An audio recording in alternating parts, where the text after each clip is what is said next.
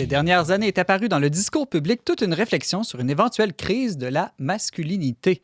Dans les milieux chrétiens, cette discussion tient une place particulière. Elle est notamment articulée comme une réponse au débat sur la notion de genre et sur la nature de l'altérité sexuelle et sa signification pour l'ordre social et l'organisation de la famille. Or, il faut arrêter de parler sans cesse de cet enjeu, croit Benjamin Boivin. Bonjour, Benjamin. Salut, Simon. Alors, en quel sens aujourd'hui on parle, selon toi, là, de crise de la masculinité? Bien, un peu comme tu le disais, là, évidemment, probablement dans les 100 dernières années, de manière plus significative, avec tout le mouvement de transformation sociale issu du mouvement féministe, puis aujourd'hui, la théorie de genre, là, il y a beaucoup de transformations concrètes là, qu'on vit dans notre famille, dans notre manière de vivre le travail, notamment, qui changent de manière très significative la façon dont les hommes et les femmes interagissent les uns avec les autres. Et puis, ça se matérialise d'une manière encore plus accentuée avec l'émergence de la théorie de genre, où finalement, la question se pose de savoir s'il existe une telle chose qu'un homme et une femme dans un sens profond. Puis évidemment, dans un contexte comme celui-là, où si on veut les transformations issues du mouvement féministe et de la théorie de genre, elles ont davantage changé le rôle de la femme que le rôle de l'homme. Elles ont transformé l'espace social pour l'ouvrir à la présence féminine. Et puis là, se pose la question de, dans le fond, c'est quoi être un homme? Qu'est-ce que ça signifie de se comporter de manière masculine? Est-ce qu'il y a une masculinité qui s'est perdue? Est-ce qu'il y a quelque chose de bon qui a été perdu avec le mauvais qui a été perdu? Et puis tout ça, ça suscite des questionnements identitaires importants. Là. Puis dans ce contexte-là émerge tout un discours qui est particulièrement fort dans l'Église là, sur la renaissance, un renouveau de la masculinité pour traverser la crise, si on veut. Puis là, on voit des petits groupes d'hommes ou de chrétiens se rassembler pour discuter ou réfléchir à ça ensemble, c'est ça? Ça, c'est un exemple. Il y a plein de groupes, notamment au niveau local, au niveau des paroisses, là, des groupes qui visent à favoriser les échanges sur la masculinité, qu'est-ce que ça signifie d'être un homme, comment je peux être un bon mari dans le contexte de la famille, comment je peux être un bon père. Toutes ces questions-là qui, finalement, avant ne se posaient pas tellement de manière explicite, semblent se poser maintenant de manière beaucoup plus forte. Il y a aussi un nombre considérable de publications là, sur cette question-là. Là. Je pense que Wild at Heart est probablement le livre le plus connu sur cette question-là. Et puis, il y a des activités même qui sont organisées où finalement les hommes cherchent de manière active et, si on veut, intentionnelle à vivre leur masculinité d'une façon qui est comme presque déconnectée, si on veut, de leur expérience subjective. Est-ce que les hommes n'ont pas toujours fait ça, Benjamin, de se réunir ensemble pour aller à la pêche, jouer au hockey, aller à la taverne? En quoi ce serait nouveau comme phénomène que des hommes se rassemblent entre eux comme ça? C'est certain que les hommes ont toujours fait des activités d'hommes, les femmes des activités de femmes, assez naturellement. Là, lorsqu'on regarde, par exemple, des jeunes enfants, les jeunes garçons, les jeunes filles se rassemblent, ont des goûts différents, font des activités différentes. Et ça ne veut pas dire qu'il n'y a pas des activités mixtes aussi, des contextes sociaux mixtes, mais ça a toujours été assez commun d'avoir des activités, si on veut, qui sont segmentées selon les sexes. L'une des choses qu'on a vu arriver historiquement, c'est la rupture de ces milieux non mixtes, finalement. Là, par exemple, l'abolition de la taverne au Québec est probablement un exemple historique intéressant là, pour décrire ça. Mais la nouveauté c'est vraiment le cadre, si on veut, délibéré. L'idée qu'il faut organiser des activités qui sont intentionnellement dirigées spécifiquement aux hommes pour penser la masculinité de manière comme délibérée, intentionnelle, de manière active et presque performative. Il y a quelque chose on pourrait faire une comparaison là, que certains probablement déploreront avec le phénomène du safe space, où finalement on essaie de créer des environnements pour discuter dans un contexte où on se sent libre de parler de manière ouverte et de dire ce qu'on pense sans risquer de déranger les uns et les autres. C'est intéressant parce que l'idée de... Vous permettez? L'idée de menace... Tu peux me tutoyer, Antoine. Je parlais à tout le monde. L'idée de menace induit l'idée de victime aussi. C'est une notion assez forte, ou en tout cas, c'est un sentiment de victime qui est assez fort chez, par exemple, plusieurs courants masculinistes. Là, on se sent comme victime du féminisme. La pente est glissante, là, on n'est pas loin de ça quand même. Oui, dans un certain sens, on reproduit une logique qu'on cherche à combattre. Les mouvements masculinistes, ce contre quoi ils en ont, c'est évidemment l'impact du féminisme sur l'ordre social et spécialement de la théorie de genre. Mais l'une des caractéristiques de ce mouvement-là, du mouvement féministe, en tout cas dans son itération actuelle, c'est la création de safe space où justement les femmes peuvent discuter de leur expérience dans un contexte sécuritaire.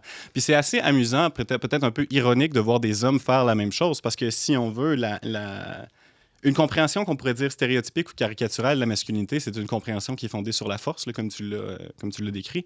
Et puis, c'est amusant de voir des hommes qui disent qu'il faut voir renaître la masculinité, devoir se confiner dans des espaces intentionnels presque contre-culturels pour discuter de cette question-là entre eux. C'est pas très masculin, dans le fond. C'est ça que tu es en train de nous dire.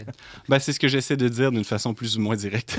Oui, James? Mais là, tu parles c'est ça, de contexte, puis tantôt, tu disais d'une expérience qui est dissociée de notre subjectivité. As-tu un exemple? Ben, par exemple, l'un des trucs qu'on voit, là, c'est l'organisation d'activités comme, je sais pas moi, des voyages de pêche pour hommes, ou durant le voyage de pêche, ou le voyage de kayak, ou je ne sais quelle autre activité vraiment stéréotypiquement masculine. On va avoir des enseignements, puis on va réfléchir à la masculinité de manière très active, mais comme si on voulait, dans le fond, réformer son être pour faire en sorte que notre être masculin colle à une certaine idée de la masculinité. Puis ça m'apparaît être un genre de pratique ou un genre de chose à faire qui est tout à fait étranger à la masculinité telle qu'elle a été expérimentée par des hommes dans presque l'essentiel de l'histoire. Là. Moi, mon père, par exemple, ou mon grand-père, là, l'idée qu'on va faire un voyage de pêche pour parler du fait qu'on est des hommes entre hommes pour être des meilleurs hommes, là, je pense qu'il aurait trouvé ça plutôt c'est pour la ridicule. pêche qu'on fait un voyage à pêche. C'est ça, exactement. OK. Plus Mais- tu dis, mais moi, j'aime pas ça, la pêche. Ouais, mais c'est Je ça. suis pas un homme. Est-ce que je suis pas un homme? Est-ce que dans le fond, il faut que je colle mon identité de personne qui n'aime pas la pêche et le kayak à ce genre d'activité-là? Sinon, je serais pas un vrai homme parce que c'est pas la manière de vivre la masculinité qui est valorisée à notre époque. Mais quel problème tu vois à ce qu'il y ait quand même une forme de réflexion ou d'introspection des hommes sur leur masculinité? Après tout, comme chrétien, on va le faire sur c'est quoi être chrétien, c'est quoi être saint. On va avoir des temps de retraite justement pour mieux approfondir, puis avoir un point de vue critique aussi, pas tomber dans du machisme, là, par Surtout exemple. qu'on vit beaucoup dans le bruit, donc ça peut être des moments de silence aussi qu'on s'impose sur ces sujets, s'ils Mais tu sais, n'existent pas ailleurs. Je veux quand même dire une chose. Là. Évidemment, il y a du bon qui sort de ce type d'activité-là. Il y a de très bonnes choses qui sont faites. Et je suis d'ailleurs pas la personne la plus informée ou la plus savante, la plus éduquée sur ce genre de pratique-là. Il y a rien de mal à faire de l'introspection. Mais là où ça devient problématique, c'est lorsqu'on se met à réfléchir à une chose qui est fondamentalement naturelle, qui s'impose presque à nous-mêmes sans qu'on ait besoin d'y réfléchir, d'une manière hyper active. On est toujours dans la délibération, dans le questionnement, dans la remise en question. Intellectualise finalement. On beaucoup. intellectualise beaucoup aussi. Puis c'est en fait un peu adopter la stratégie du cas adverse, là, si je me mets du point de vue du masculiniste, parce qu'évidemment, toute la délibération sur l'identité de genre, elle a commencé dans une perspective de déconstruction. Donc, on est toujours à se questionner sur est-ce que dans le fond, je suis un tyran dans ma manière d'être un homme? Est-ce que je suis une personne qui produit du mal dans la société sans m'en rendre compte. Puis on se met à réfléchir, puis à se poser la question, puis à questionner tous ces gestes, toutes ces actions dans notre quotidien. Puis ça nous rend un peu paralysés finalement. On était capable d'agir, de se comporter de manière... de rencontrer les responsabilités qu'on a rencontrées en tant qu'homme dans notre vie de manière avec assurance, avec ajustement. Parce qu'on est constamment en train de se poser des questions. Mais si on fait ça dans une perspective masculiniste, j'ai l'impression qu'on se retrouve avec le même genre de problème. Ça me frappe ce que tu dis parce que dans la vie des saints, j'ai souvent remarqué que les saints ne cherchaient pas à être saints, ils cherchaient Dieu. Et puis souvent, nous, aujourd'hui, comment je ferais pour être plus sain? Puis on dirait que ça devient comme un souci. Puis finalement, on passe peut-être à côté de l'essentiel. Là, Ben oui, puis une autre analogie qu'on pourrait utiliser pour parler de ça, c'est tout le mouvement traditionnaliste. Moi, j'ai déjà écrit sur la messe traditionnelle latine. J'ai absolument rien contre ce phénomène-là. C'est public. Mais le mouvement traditionnaliste, là, mal compris, là, en tout cas une certaine partie du mouvement traditionnaliste, là, en cherchant à, disons, restaurer après coup, 50 ans après une réforme liturgique qui a eu ses bons côtés et ses moins bons côtés, une espèce de manière, une espèce d'ordre liturgique ancien, là, ben, il y a quelque chose de révolutionnaire là-dedans, puis il y a quelque chose aussi d'exagérément intentionnel. Là. Si on pense au christianisme tel qu'il a été expérimenté traditionnellement dans les siècles qui nous ont précédés, là, dans toute l'Église tridentine, là, les gens n'y allaient pas à la messe en se disant « OK, là, on est en train de construire la société traditionnelle ». Les gens ne vivaient pas non plus dans le milieu familial en se disant bon, moi, je suis en train d'appliquer dans le concret de ma famille la constitution familiale idéale. Mais non, ils étaient en train de chercher à répondre aux responsabilités qui se présentaient à eux de façon naturelle, de façon spontanée. La question de savoir qu'est-ce que ça signifiait d'être un homme ou une femme dans un couple, quels étaient disons, de manière générale, les rôles, les fonctions, les tâches essentielles qui reviennent à l'un et à l'autre. Ce pas des questions qu'on se posait de manière active, de manière délibérée. C'est des choses qu'on faisait parce que naturellement, notre nature nous faisait rencontrer ces réalités-là puis chercher à y répondre. Et ça ne veut pas dire qu'il n'y a pas diverses manières d'organiser la vie familiale qui sont saines et qui correspondent à la loi naturelle. Là, James a beaucoup parlé de transformation. Avec le changement de l'ordre du travail dans notre société, les hommes sont beaucoup plus libres d'aider, de soutenir leur épouse dans l'éducation des enfants, puis en particulier les très petits-enfants. Puis il n'y a rien de mal à ça. Là. Mon propos, c'est pas de dire qu'il ne faut pas faire ça.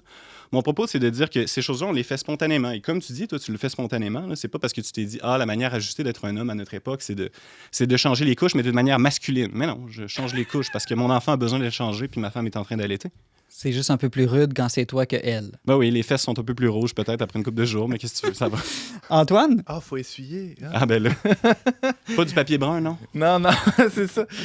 Non, mais il y a quelque chose de très idéaliste là, dans les deux sens du terme. C'est-à-dire qu'il y a une espèce d'illusion là, ou d'idéal là, qui est... Mais aussi dans le sens que l'idée précède la chose. L'idée est tellement... On veut... on réfléchit tellement que finalement, on n'est pas en train de faire la chose. Tout ce temps, toute cette énergie-là passée à en discuter, on n'est pas en train de la faire. Puis, moi, je réfléchis beaucoup à ma masculinité. Ah oui? Au lieu de la faire. En temps réel. Non, mais en fait, quand je m'y arrête, finalement, ce que je découvre, c'est que c'est mon épouse qui me fait découvrir c'est quoi être un homme. Dans le sens que c'est dans la réalité concrète du face-à-face, du vis-à-vis, de la vie quotidienne que l'autre va me révéler. L'autre, c'est d'abord mon épouse, c'est elle que je vois tous les jours. Mais c'est Aussi tes enfants dans une certaine mesure. sans aussi doute. mes enfants. Mais mon épouse, d'une manière encore plus forte, va me dire c'est quoi être un homme, c'est quoi ses attentes, qu'est-ce qu'elle aimerait que je sois comme homme. Puis ça sera pas la même réponse pour tout le monde. Mais donc, je suis appelé à être Antoine, point barre. Peut-être Saint même, qui sait, comme tu parlais des saints. Il y a un parallèle qu'on peut faire avec ce que tu viens de dire, c'est qu'on se pose aussi beaucoup de questions aujourd'hui sur la parentalité. Tu sais, c'est quoi être un bon parent, la parentalité positive, bienveillante, etc. Alors qu'on laisse beaucoup de côté ce dont parle Benjamin, je pense, qui est la simplicité et l'intuition. Et aussi le rapport à l'autre, comme le rapport à ton épouse. Mais là, c'est la même chose. Le rapport à l'autre me révèle quelle mère je suis et quel père mon époux est. Et par peur d'être un parent pas assez parfait, plusieurs vont s'empêcher d'être parents. Et par peur d'être un homme pas assez parfait, plusieurs vont s'empêcher d'embrasser cette partie-là. De grandir. De devenir un homme. De grandir. Ouais, c'est ça. Mais je pense qu'au fond, tout ça est très postmoderne. Hein. C'est-à-dire, comme on n'a rien reçu, il y a une coupure dans la transmission. Ben, là, on est tout le temps là à essayer de s'imaginer qu'est-ce qu'on doit faire, comment on doit être, parce qu'on n'a pas reçu ça. Donc, il n'y a pas quelque chose d'un peu légitime là-dedans quand même. Parce que tu dis, c'est notre nature appelle ça, ça vient naturellement, mais ouais, mais si tu ne l'as pas reçu. T'sais. Oui, mais il y a du vrai là-dedans. C'est probablement la meilleure objection. Là. Évidemment, lorsqu'il y a une rupture dans la transmission des manières de faire, des manières d'être, il faut un moment pour reconstruire. Mais le problème, c'est que si on se met à réfléchir à ça en adoptant, disons, en réfléchissant à des modèles stéréotypiques, un peu comme disait Antoine, on ne rencontre pas la réalité des responsabilités qui se présentent à nous de manière concrète et actuelle. Si moi, je passe mon temps, là, je ne sais pas combien d'heures par semaine, à réfléchir à ma masculinité, à organiser des groupes, des activités, des lectures, des trucs comme ça, mais que je ne rencontre pas au quotidien les responsabilités qui sont liées à mon expérience d'être masculin, principalement dans le mariage, là, puis principalement, en fait, je crois, dans l'expérience de la paternité, là, ce qui est vraiment le propre de l'homme en tant qu'homme, c'est d'être Dans un la père. société là, aussi, sans doute. Ben oui, dans la société en général. C'est certain que les hommes doivent apprendre à se comporter en société. D'ailleurs, il ne s'agit pas de dire, lorsque je parle d'intuition puis d'instinct, il ne s'agit pas de dire qu'il ne faut pas réfléchir à ce qu'on fait. Agir comme des bêtes, là. Non, on a été créé avec une raison quand même. Là. Oui, puis on est homme, on est capable d'être homme. La masculinité, elle est en nous. On n'a pas besoin de réfléchir constamment puis de se poser toutes sortes de questions pour appliquer un programme, mais en même temps, on doit progresser en vertu. On doit imiter ceux qui, parmi notre entourage, réussissent le mieux, ceux qui semblent avoir le plus de vertus, ceux qui semblent le mieux réussir avec l'éducation des enfants, ceux dont le mariage est heureux. Et puis ça, on peut le faire, mais c'est en réponse à des problèmes qu'on rencontre dans la vraie vie. Dans la vraie vie.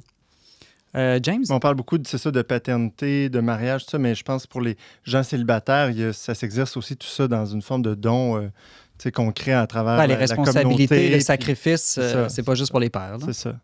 Non, évidemment, il y a différentes manières liées à différents états de vie de vivre sa masculinité et sa féminité, mais c'est probablement en les rencontrant les responsabilités telles qu'elles se présentent à nous qu'on risque de mieux y arriver, plutôt qu'en y réfléchissant a priori. D'ailleurs, c'est vrai que l'idée précède la chose, puis la critique que je fais là, fondamentalement, là, c'est que c'est la même recette pour arriver à des solutions différentes. La recette qui a conduit à l'émergence d'un certain féminisme idéologique, là, il ne s'agit pas de discréditer tous les progrès sociaux liés au féminisme, mais la méthode, ça a été de dire la société devrait être telle que les résultats, l'expérience des hommes et des femmes dans l'ordre public, dans l'espace public, devraient être essentiellement les mêmes. Et puis là, on a voulu transformer la société pour correspondre à cette idée-là. sans nécessairement se poser la question de la capacité de cette idée-là à rendre la société, à permettre à la société de poursuivre le bien commun, puis à permettre aux individus d'être heureux dans la vie. Ce que tu veux dire, c'est que c'est un peu artificiel, dans le fond. Oui, mais c'est une construction. Et puis là, maintenant, ben, il y a des gens qui, pour toutes sortes de raisons, parfois saines, parfois malsaines, dans le monde de la réflexion sur la crise de la masculinité, vont dire, ben, cette idée-là, elle n'a pas fonctionné, et donc, moi, j'ai la solution. Il faut une autre idée. Et puis là, avec cette autre idée-là, on va réorganiser la société. Puis là, comme c'est la bonne idée, par opposition à la mauvaise, ça va fonctionner. Mais le problème, c'est la méthode. La vie, l'expérience humaine dans la famille, dans la communauté, ça ne se construit pas à partir d'une idée. Mais je veux bien là, le retour à l'action, au concret, au réalisme. Mais comment ne pas tomber dans des vieux stéréotypes, parce que ce n'est pas tous nos instincts qui sont bons, là? Non, mais évidemment, là, les instincts ont besoin parfois d'être corrigés, d'être purifiés, puis il ne s'agit pas de dire qu'il ne faut pas réfléchir. Et d'ailleurs, moi, là, dans l'éducation de mes enfants, j'ai deux jeunes enfants. Là, quotidiennement, je me remets en question. Là, donc, il ne s'agit pas de dire que à tout moment, la première chose qui me passe par la tête, c'est la bonne. Là. Parfois, moi, mon garçon de 2 ans... C'est le réel qui te remet en question. Mais c'est ça, c'est le réel qui me remet en question. Puis ma manière de réagir par rapport à ça, c'est pas d'aller me dire, bon, là, c'est quoi la nouvelle stratégie d'éducation des enfants qui est à la mode? Je vais aller lire le livre, l'appliquer à l'éducation de mes enfants, puis ça va fonctionner, c'est certain. C'est la communauté qui te critique, ta femme, tes enfants, tes amis aussi. Ben oui, puis quand je vois les enfants d'autres parents qui se comportent très bien à la messe, puis que je regarde le mien, ben là, j'ai un modèle. Je me dis, est-ce que moi, je suis capable de faire en sorte que mon enfant va se comporter comme il faut, être capable d'interagir de manière polie avec les adultes, dire s'il vous plaît, merci, pardon. Moi, j'ai pas besoin d'un livre là, pour me dire que ces choses-là ont besoin d'être faites. Je peux l'expérimenter à partir de mon propre ressenti, de ma propre réalité.